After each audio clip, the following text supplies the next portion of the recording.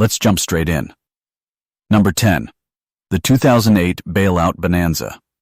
For years leading up to 2008, major Wall Street banks were making wildly risky bets, using money that wasn't even theirs.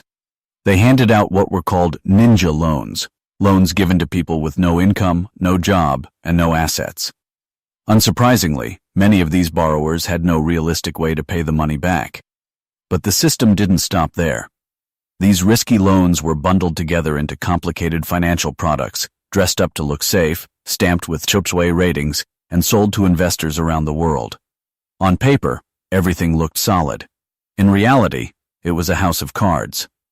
Meanwhile, the bankers behind it all were earning enormous bonuses, so large they could barely count them. Then came 2008. The entire system collapsed. It turns out that when you lend money to people who can't repay it, they don't. Now here's where things get interesting. When an average person makes a bad financial decision, they suffer the consequences. But when massive financial institutions make catastrophic mistakes, the rules suddenly change. The banks went to the government and essentially said, "We made terrible decisions, and now we're broke. You need to fix it." And the government agreed. Through a program called TARP, the Troubled Asset Relief Program, about $700 billion was handed over to the same institutions that had helped trigger the crisis. This money came from taxpayers, many of whom had just lost their homes due to those very same banks. So the people who were hurt ended up paying to rescue the ones who hurt them. These institutions were labeled too big to fail. Their collapse, it was argued, would destroy the global economy. But what happened next made things even worse. After being rescued, these banks paid out around $18 billion in bonuses to their executives. Some even argued that these bonuses were necessary to retain talent, the same talent that had nearly wrecked the financial system. And the consequences? Not a single top-level banking executive went to prison. The banks survived. In fact, many came back even bigger and more powerful than before, more too big to fail than ever. The message was clear. If your gamble is big enough, the losses get shared. But the profits? Those stay with you. Number 9. The Airline Bankruptcy Playbook. Imagine working for a company for 30 years. You're promised a pension, a stable retirement after decades of loyalty. Then one day the company says, "We're bankrupt. Sorry, your pension is gone." But here's the twist. The company isn't actually gone. The planes are still flying.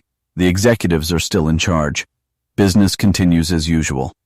The only thing that disappeared is your retirement.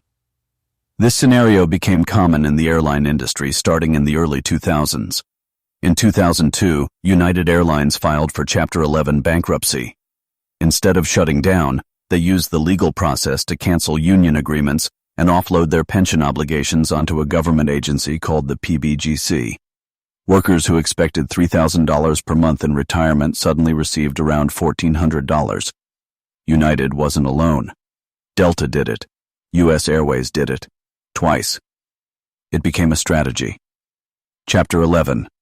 Bankruptcy was originally designed as a last resort to help failing companies survive. But airlines realized something important. You didn't have to be dying to use it. You just had to be losing money. During these restructurings, employees were told to accept cuts and lost benefits. Executives, on the other hand, often received retention bonuses to stay. So while mechanics and flight attendants saw their pensions slashed, the people responsible for the financial trouble were rewarded. In a way, cheap airline tickets were being subsidized, not by efficiency, but by workers losing the retirement they were promised. A system designed to protect businesses became a tool to break promises. Number 8. The sugar industry's anti-fat campaign. Back in the 1960s, scientists were beginning to uncover links between sugar consumption and heart disease. This was bad news for the sugar industry. So instead of addressing the problem, they changed the narrative. The Sugar Research Foundation secretly paid scientists to shift the blame from sugar to saturated fat. They funded research that made sugar appear harmless while portraying fat as the real danger. One of the scientists involved later went on to help shape official U.S. dietary guidelines. The research was published in a major medical journal without any disclosure of industry funding. The conclusion? Fat is the enemy. And people believed it. Food companies responded by launching a wave of low-fat products. But removing fat made food taste bland, so manufacturers compensated by adding sugar, a lot of it. Suddenly, foods marketed as healthy contained more sugar than desserts. The result? Obesity rates climbed, heart disease remained widespread, and the sugar industry continued to profit. The truth didn't come out until 2016, when internal documents were uncovered by researchers. By then, decades of nutritional advice had already been influenced. Number 7. The Evergreening patent strategy. A patent is supposed to give inventors exclusive rights for a limited time, usually 20 years. After that, others can produce the same product, increasing competition and lowering prices. But what if your product generates billions every year? You don't want that protection to end. So companies use a tactic called evergreening. Instead of creating a new product, they make small tweaks to the existing one, changing the coating, adjusting the dosage, or altering the delivery method, and file for new patents. Each new patent extends their monopoly. In some cases, companies have filed over 100 patents for variations of a single drug, effectively blocking competition long after the original patent expires. Another strategy involves slightly modifying a drug just before the patent runs out, then removing the original version from the market to prevent generics from entering. Patents are meant to benefit society by eventually allowing access to affordable alternatives. But with evergreening, that timeline keeps getting pushed further and further away. Number 6. Big Pharma's pay-for-delay deals. Imagine you own a business selling a product for $15. A competitor is about to launch the same product for $2. Instead of competing, you offer them money, not to enter the market. They accept. That's essentially how pay-for-delay works in the pharmaceutical industry. When drug patents expire, generic manufacturers can produce cheaper versions. But instead of competing, brand name companies sometimes pay generics to delay their release. The generic company gets guaranteed money. The original company keeps its monopoly. And consumers keep paying high prices. These deals cost consumers billions every year. Even when companies are fined for this behavior, the profits often far exceed the penalties. So the practice continues. Number 5. The Mickey Mouse copyright extension. Copyright laws are meant to protect creators, but only for a limited time. After that, works enter the public domain. But what happens when a company doesn't want that to happen?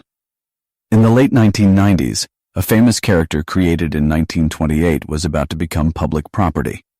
The company behind it spent millions lobbying to change the law, and it worked. In 1998, copyright terms were extended by 20 years, retroactively. This didn't just affect one character, it delayed the public release of countless works. Critics argued that extending copyright for already created works doesn't encourage new creativity. It just protects existing profits. Despite opposition, the law was upheld, and a large portion of cultural history remained locked away for decades longer. Number 4. The right to repair battle. When you buy something, a phone, a tractor, you'd expect to own it. But increasingly, ownership comes with restrictions. Many modern devices include software locks that prevent independent repairs. Only authorized technicians can fix them, often at high cost. Farmers, for example, can't repair their own equipment without manufacturer approval, even during critical times like harvest. Similarly, smartphone repairs can disable features if unofficial parts are used. Manufacturers argue this protects quality and safety. Critics say it limits consumer rights and increases costs. Even repair programs offered by companies can be complicated, expensive, or restrictive. The result? You may own the hardware, but not full control over it. Number 3. The margarine color laws. In the late 1800s, margarine emerged as a cheaper alternative to butter. Dairy producers saw it as a threat, so they turned to legislation. Laws were passed requiring margarine to be dyed unappealing colors, like pink or even black, to discourage consumers. Some regions imposed heavy taxes or outright bans. Instead of giving up, margarine producers adapted. They sold the product with color packets so consumers could mix it themselves at home. Despite the obstacles, people still chose the affordable option. The attempt to manipulate perception ended up highlighting demand. Number 2. The taxi medallion system. In many cities, becoming a taxi driver required purchasing a medallion, a special license.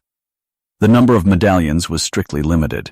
This created artificial scarcity, driving prices up dramatically. In some places, a single medallion was worth over $1 million.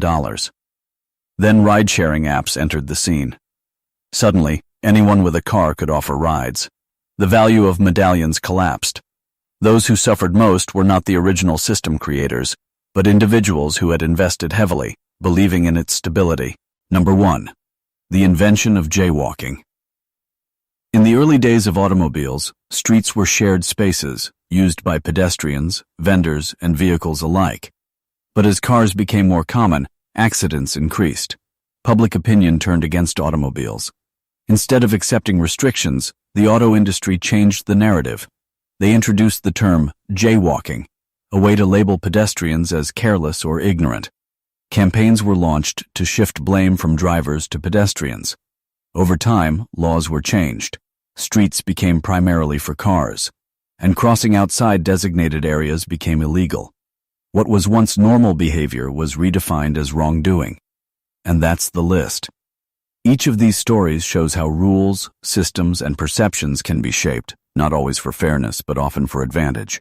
More videos like this are on the way. Stay tuned.